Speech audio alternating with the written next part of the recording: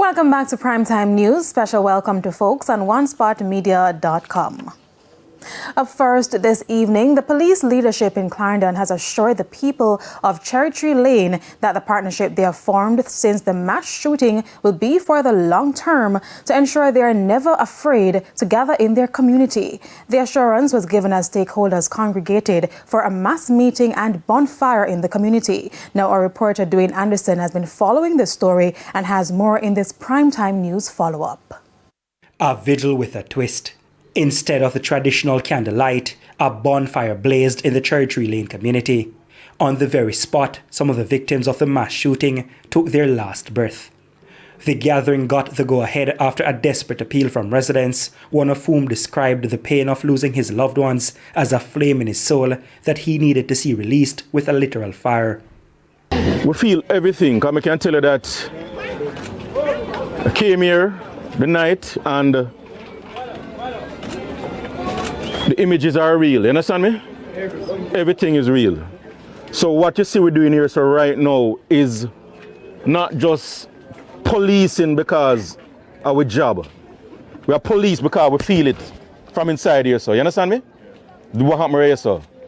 And what we want to encourage everybody to do right now is that the community going to go through a process of a mourning, a process of healing, and it's going to take time. You understand me?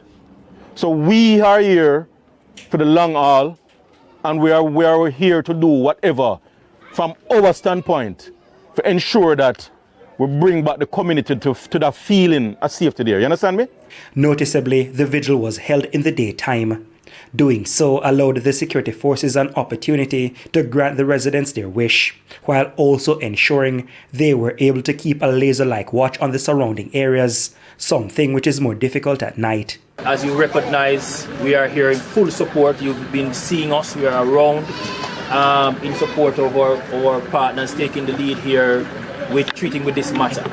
And we'll continue to do so and relentlessly so until all the possible leads that we can come up with has been met with full force of investigation, and also that we come with some better results.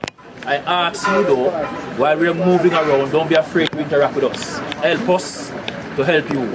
The brazen deadly attack has brought to light the need for more investments in the community, and the Social Development Commission is using the window to expose residents of the community to some of the SDC's offerings. We must work together to ensure that the residents of this space, whatever opportunity that exists for you, we're going to bring that opportunity to you. I'm going to say to you though, don't make the opportunity pass. Dwayne Anderson, TVJ News.